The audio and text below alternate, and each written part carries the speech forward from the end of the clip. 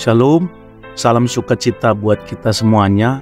Kiranya damai sejahtera yang dari Roh Kudus senantiasa memenuhi kehidupan kita.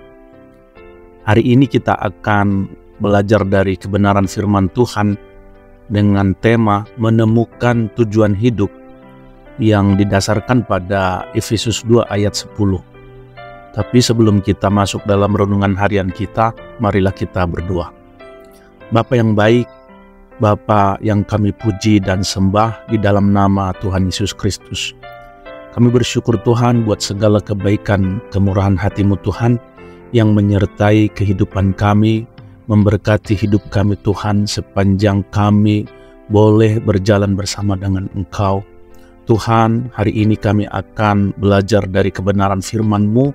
Marilah Tuhan Engkau menguasai hidup kami Tuhan. Ajari, tuntun, dan arahkan kami Tuhan untuk satu pemahaman yang lebih dalam tentang kebenaran firman-Mu. Dan dengan pemahaman tersebut kami dapat melakukan kebenaran firman-Mu di dalam kehidupan kami. Demikian juga Tuhan hamba-Mu yang akan menyampaikan renungan harian ini. Marilah Tuhan Yesus Kristus pengurapan-Mu boleh terjadi terhadap hamba-Mu. Marilah Tuhan memberangkatkan hamba-Mu dengan kuat kuasa Roh Kudus-Mu. Dalam nama Yesus Kristus kami berdoa dan bersyukur. Haleluya. Amin. Saudara terkasih dalam nama Tuhan Yesus Kristus, pada saat ini mari kita merenungkan firman Tuhan yang terambil dari Efesus 2 ayat 10. Firman ini membawa kita pada perjalanan mendalam untuk memahami bagaimana Tuhan telah menggambarkan tujuan hidup kita dalam Kristus. Mari kita pelajari ayat ini. Dan saya bacakan sebelumnya Efesus 2 ayat 10 ini. Karena kita ini buatan Allah, diciptakan dalam Kristus Yesus untuk melakukan pekerjaan baik yang dipersiapkan Allah sebelumnya. Ia mau supaya kita hidup di dalamnya. Amin. Demikian kebenaran firman Tuhan. Kita ini buatannya, diciptakan dalam Kristus Yesus. Ayat ini membuka dengan pengingat bahwa kita adalah ciptaan Allah yang luar biasa. Allah adalah pencipta yang mengarahkan setiap detail dalam penciptaannya. Kita adalah bagian dari rancangannya yang sempurna. Lebih dari itu, kita diciptakan dalam Kristus Yesus. Ini menunjukkan bahwa identitas kita dan tujuan hidup kita terikat dalam hubungan kita dengan Kristus. Iman kepadanya adalah kunci untuk mengerti maksud hidup kita. Tuhan menciptakan kita dengan tujuan yang spesifik.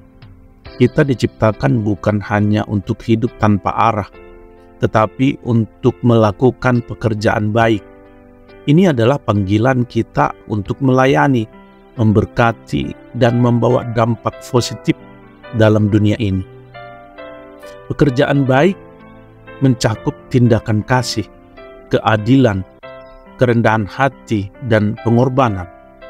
Tuhan mengundang kita untuk menjadi alatnya dalam membawa perubahan yang baik.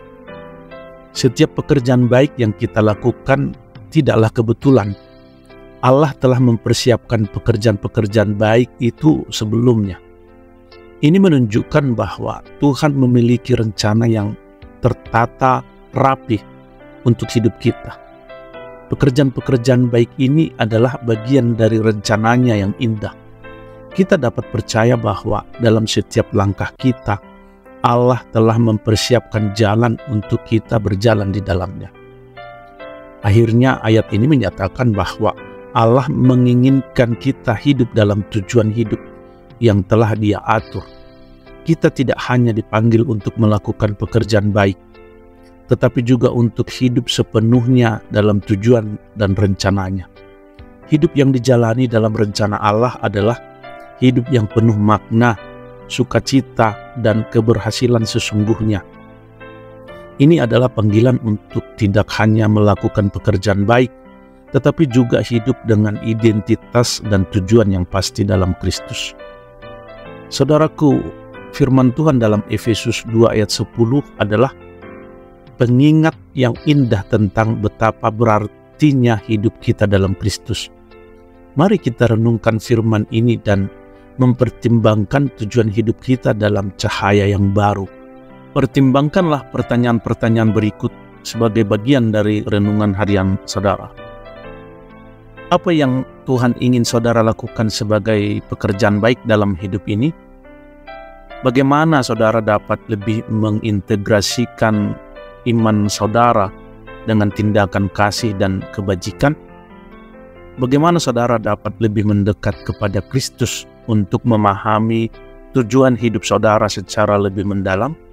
Apa langkah konkret yang dapat saudara ambil untuk hidup dalam tujuan yang telah Allah atur? Saudaraku, ambillah waktu untuk berdoa dan memohon petunjuk Tuhan dalam menemukan tujuan hidup saudara. Ajukan pertanyaan ini kepadanya. Tuhan, tunjukkanlah kepada saya pekerjaan baik yang telah Engkau persiapkan sebelumnya untuk saya lakukan. Bantu saya hidup dengan penuh makna dan sukacita dalam rencana yang Engkau miliki. Amin. Saudaraku, berbicaralah dengan Tuhan dengan hati yang terbuka. Dan semoga firman Tuhan dalam Efesus 2 ayat 10 membawa pengertian yang lebih dalam tentang tujuan hidup saudara dalam Kristus. Marilah kita hidup dalam panggilannya, melakukan pekerjaan baik, dan mengalami hidup yang penuh makna di dalam Kristus. Saudaraku, marilah kita berdoa. Bapa yang baik, terima kasih atas rencana yang indah yang telah Engkau atur untuk hidup kami. Bantu kami mengerti tujuan hidup kami di dalam Engkau dengan lebih jelas. Bantu kami berjalan dalam pekerjaan baik yang Engkau persiapkan sebelumnya.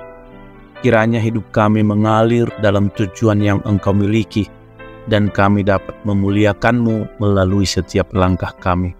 Amin. Saudara terkasih dalam nama Tuhan Yesus Kristus, demikianlah renungan harian kita. Kiranya renungan ini menjadi berkat bagi kita semuanya. Dan sampai bertemu kembali dalam renungan harian berikutnya. Terima kasih, Tuhan Yesus memberkati. Haleluya. Amin.